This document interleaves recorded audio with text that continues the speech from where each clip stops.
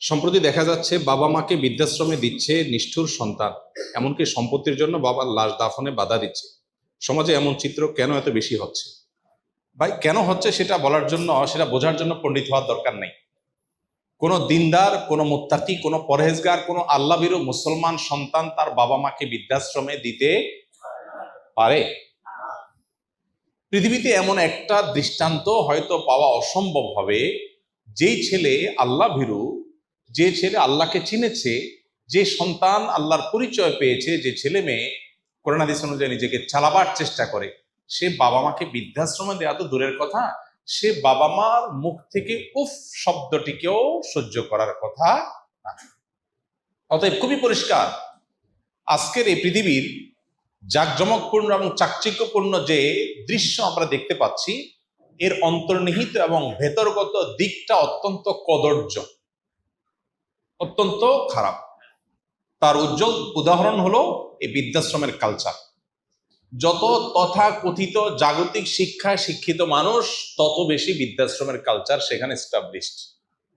এখান থেকে বোঝা যায় আখিরাতের প্রতি ঈমানের চেতনা, আল্লাহর প্রতি ঈমানের চেতনা যদি কারোর মধ্যে না থাকে, তাহলে তার অবশ্যম্ভাবী বহু করুণ পরিণতির একটা হলো বৃদ্ধাশ্রমের এই কালচার। যে বাবা মা ছোটবেলায় পরম যত্ন আদর দিয়ে সন্তানকে বড় করেছে, তিনি মুসলিম হোক অমুসলিম হোক, যে কোনো বাবা মা মানেই হলো বাবা মার প্রতি পরম যত্ন মমতা দিয়ে সন্তানকে বড় করে, কিছু অমানুষ হাতে গোনা ব্যতিক্রম বাদে। তো এই যে বাবা মা এত মমতা স্নেহ দিয়ে বড় করার পর, বুড়ো হওয়ার পর তাদেরকে আপনি ভুলে গেলেন, তাদেরকে আপনি ইগনোর করলেন, এটা তো মানুষের কমন সেন্সও এটাকে ডিনাই করে। অবশ্য আজকের যে পৃথিবী ডেভেলপড হচ্ছে, আজকের যে পৃথিবী প্রতিষ্ঠিত হচ্ছে, এখানে আমরা দেখতে পাচ্ছি সন্তানের প্রতি ছোটবেলা থেকে অবিচার করা হচ্ছে, যার কারণে তার করুণ পরিণতি বাবা মা বৃদ্ধ বয়সে পাচ্ছেন। কিভাবে অবিচার করা হচ্ছে? সন্তান জন্মের পর আপনি এমন কালচার ডেভেলপ করেছেন যে পুরুষ লোকটাও কাজ করবে, মহিলা লোকটাও চাকরি করবে, দুইজনই চাকরি করবে। তাহলে বাচ্চার কি হবে? বাচ্চাকে দিয়ে যাবেন হলো কোথায়? বুয়ার কাছে বা বেবি কেয়ার, ডে কেয়ার। তাহলে যে বয়সে বাচ্চা মায়ের পরম আদর পাওয়ার কথা, বাবার স্নেহ পাওয়ার কথা, সে বুয়ার কাছে বড় হচ্ছে, বেবি কেয়ারে, ডে কেয়ারে বড় হচ্ছে। তাহলে বাচ্চার প্রতি বিচার করা হচ্ছে কি হচ্ছে না? এখন তো বাচ্চার আলাদা খাট বের হয়েছে, দুধের বাচ্চাকেও আলাদা খাটে শোয়ানো হয়, মা বাবার কাছেও শোয়ানো হয়। এই বাচ্চা যখন বাবা মার স্নেহ মমতা থেকে বঞ্চিত হচ্ছে, শুধু সেটা না, ওয়েস্টার্ন কালচারে 17-18 বছর বয়স হয়ে গেলে এরপরে বাচ্চাকে বলে কই আলাদা করে দেয় যে যাও তুমি এবার তোমার লাইফ গোছাও, তুমি প্রাপ্তবয়স্ক হয়ে গেছো, আমাদেরকে একটু এনজয় করতে দাও আমাদের মতো। আর মুসলমান বাবা মা সাধারণ চিত্র কি? বাবা মা কোনোদিনই চায় না সন্তান তার থেকে আলাদা হোক, সারা জীবন থাকতে পারলে আরো ভালো লাগে তার কাছে, না? আর ওয়েস্টার্ন কালচারে বাবা মাই চায় না যে 17-18 বছর পর আমার কাছে থাক, বাইরে হোক দূর হোক, তুমি কোথায় থাকবা তোমারটা তুমি বুঝো, সরকার ভাতা দিবে, তুমি নিজে ইনকাম করো, করে যা খুশি করো, আমাকে এবার আমার মতো চলতে। যখন সন্তানের প্রতি মায়া মমতা বাবা মা তুলে নিচ্ছে, ছোটবেলা থেকেই তারা কর্মমুখী হচ্ছে, সন্তানের দিকে খেয়াল করতেছে না, তখন এই বাবা মাকে বৃদ্ধ বয়সে বৃদ্ধাশ্রমে রাখবে না কি করবে? বুঝেন নাই কথা? আল্লাহর সিস্টেমকে যখন মানুষ ভায়োলেশন করবে, তার করুণ পরিণতি এরকম হয়। হ্যাঁ, আমি বলছি না যে বৃদ্ধাশ্রমে থাকা সব বাবা মা তার কৃতকর্মের ফসল পাচ্ছেন, আমি সবাইকে ব্লেম দিচ্ছি তা কিন্তু না। আমি বলছি কালচারাল সমস্যার কথা। অনেক বাবা মা সন্তানকে মানুষ মতো মানুষ করার চেষ্টা করেছেন, কিন্তু সন্তান কুলাঙ্গার এবং অমানুষ হয়েছে, এটা সন্তানের দোষ, বাবা মার দোষ না। এরকম বহু বাবা মাও আছেন। আল্লাহ তাআলা আমাদেরকে আদর্শ বাবা মায়ের ভূমিকা অবতীর্ণ হওয়ার তৌফিক দান করুন। শাহজালাল রহমতুল্লাহ আলাইহির মাজারের দান বাক্স সিলগালা বসলো প্রশাসনের নতুন দান বাক্স, এই উদ্দেশ্যকে আপনি কিভাবে দেখছেন? মাজারের দান বাক্সে যে পরিমাণ টাকা, কয়েকদিনের দান বাক্সে যে পরিমাণ টাকা উঠছে, কত লাখ টাকা জানি উঠছে না? 17 লাখ টাকা। কয়দিনে? 3-4 দিনে। সুবহানাল্লাহ। তাহলে মাসে কত টাকা হয়? তাহলে বছরে কত কোটি টাকা হয়? এই টাকাগুলো কই যায়? অবশ্যই এই টাকার তসরুপ বা এই টাকা আপনার তথাকথিত খাদেমরা বা পেছনে থাকা লোকেরা যদি এই টাকা ভোগ করে টাকা পয়সা উড়ায় বা টাকা অন্যায়ভাবে আত্মসাৎ করে, তো সেখানে তো প্রশাসনের কাজ করাই উচিত। প্রশাসন তো এমন এই কাজ যদি সেটাকে দমন করার জন্য হয় এবং এটা প্রপার ইউজের ব্যবস্থা করা হয়, তাহলে এটা প্রশংসনীয় কাজ, অবশ্যই প্রশংসনীয় কাজ। আমাদের দেশে মানুষ কত সহজ সরল, আমরা মাজারে টাকা দেই। মাজারে কেন টাকা দেই? বিপদ দূর হওয়ার জন্য না? মাজারে টাকা দিলে মনের আশা পূরণ হবে, বিপদ দূর হবে, এতে কোরআন বা হাদিসে কোথাও আছে? নাই, কিন্তু আমরা দিচ্ছি।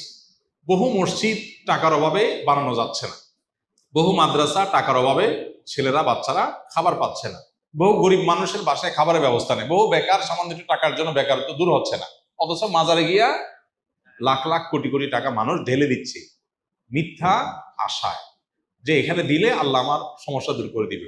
আল্লাহ তো বলেন নাই। শাহজালাল সাফরান রহমতুল্লাহ আলাইহিমা তারা নিজেরাও জীবদ্দশা বলেন নাই যে আমাদের মারা যাওয়ার পরে আমাদের কবর পাশে টাকা ঢেলে দিলে তোমাদের কাজ হয়ে যাবে। তারা বলছেন কোথাও? কেউ দেখাতে পারবে? তাহলে এটা একটা ব্যবসা, এটা একটা কি ব্যবসা। অতএব এই আত্মসাৎ বন্ধের উপায় অবশ্যই প্রশংসনীয় যদি সেটার সঠিক ব্যবহার করার উদ্যোগ নেওয়া হয়। কোন আয়াত বা হাদিসে টুপি পরিধান করার বিধান আছে কিনা? উত্তর হলো, টুপি নবী করিম সাল্লাল্লাহু আলাইহি সাল্লাম পরেছেন, সাহাবা একরাম পরেছেন, পড়তেন। এটাকে ওলামা একরাম সুন্নতে আদা বলেন। সুন্নতে আদা, সুন্নতে ইবাদাহ না। সুন্নত দুই প্রকার, একটা হলো অভ্যাসগত সুন্নত, আরেকটা হলো ইবাদতগত সুন্নত। নবীজি সাল্লাল্লাহু আলাইহি ওয়াসাল্লাম তিনি টুপি পড়তেন, এটা অভ্যাসগত সুন্নাহ, ইবাদতগত সুন্নাহ না। এই জন্য আরবের মানুষের মধ্যে টুপি পরার সংস্কৃতি ছিল, সেটা তিনি বহাল রেখেছেন। কোন সংস্কৃতি তিনি বহাল রেখেছেন, সেটা ইসলামের দৃষ্টিকোণ থেকে অভ্যাসগত সুন্নাহ হিসেবে বিবেচিত হবে যদি সেটা ইবাদতগত সুন্নাহ হিসেবে সাব্যস্ত না হয়। যেমন নবী করিম সাল্লাল্লাহু আলাইহি সাল্লাম লাউ খেতে পছন্দ করতেন, এটা তার অভ্যাসগত সুন্নাহ, ইবাদতগত সুন্নাহ না। অভ্যাসগত সুন্নাহ যদি কেউ পালন করে নবীজির মহব্বতে সে সওয়াব পাবে। কেউ যদি লাউ পছন্দ করে খায় এই কারণে যে নবী করিম সাল্লাল্লাহু আলাইহি সাল্লামের পছন্দের আইটেম ছিল সেজন্য আমি খাচ্ছি, ওকে, তাহলে এর জন্য তিনি নবীজির মহব্বতে তিনি করছেন, এই জন্য তিনি অবশ্যই আল্লাহর কাছে বিনিময় পাবেন। সেই হিসাবে টুপি যদি কেউ অভ্যাসগত নবীজির সুন্নাহ হিসাবে তিনি করেছেন, তিনি কোনো নির্দেশ এর জন্য দেন নাই, কোনো ফজিলত আলাদা বর্ণনা করেন নাই, বাকি তিনি পড়েছেন এই জন্য তার মহব্বতে আমি পড়ি, এই জিনিসটা যদি কারোর মধ্যে থাকে তাহলে সেক্ষেত্রে সে আল্লাহর কাছে আজর আশা করবে। আর টুপি এখন গোটা বিশ্বে মুসলমানদের প্রতিষ্ঠিত শেয়ার বা নিদর্শনে পরিণত হয়েছে। অর্থাৎ টুপি দেখলে বোঝা যায় এই লোকটা মুসলমান। মা বোনদের হিজাব নেকাব দেখলে বোঝা যায় এই ভদ্র মহিলা মুসলমান। কোনো কিছু যখন শেয়ারে পরিণত হয়, মার্কা বা ইউনিফর্মে পরিণত হয়, তখন সেটার একটা আলাদা গুরুত্ব এবং তাৎপর্য চলে আসে। তাহলে টুপি পরা কোনো ফরজ ওয়াজিব না, ইবাদতগত সুন্নাহ বলা যায় না। কেউ যদি জীবনে টুপি নাও পরে আল্লাহর কাছে তার কোনো জবাবদিহিতাও নাই। কিন্তু নবীজির মহব্বতে, সাহাবা একরামের মহব্বতে কেউ যদি তার অভ্যাসগত সুন্নতের অনুসরণ করে সে আল্লাহর কাছে আজর আশা করবে। আর মুসলমানদের এটা একটা নিদর্শন, গোটা বিশ্বব্যাপী প্রতিষ্ঠিত হয়ে গেছে, নিদর্শনের আলাদা একটা ভ্যালু আছে, সেই ভ্যালুটা টুপির ক্ষেত্রে অবশ্যই প্রযোজ্য। কিন্তু এটার কারণে আল্লাহর কাছে না জবাবদিহিতার মুখোমুখি কেউ হবে না পড়লে, আর এটা না সুন্নাহ না এটা কোনো সরাসরি এটাকে ইবাদত বলা চলে। এই জন্য কোনো ভাই টুপি পরেন না তো তার প্রতি কোনো প্রকার আপনার খারাপ চিন্তা করার কোনো সুযোগ নাই, কারণ শরীয়ত এটাকে পড়তে হবে এরকম করে ম্যান্ডেটরিও করে নেই, এমনকি ইবাদতগত সুন্নাহ সাব্যস্ত করে নেই। তাহলে এটা কেউ না পড়লে তাকে নিয়ে কোনো মাথা ব্যথা হওয়া উচিত না। আবার এটা যেহেতু ইসলামের নিদর্শনে পরিণত হয়েছে, অতএব এটাকে অবজ্ঞা, অসম্মান, অশ্রদ্ধা এটা জঘন্য বিষয়। কারণ শেয়ার বা ইউনিফর্ম হয়ে গেলে তখন সেটা আলাদা ইম্পর্টেন্স চলে আসে।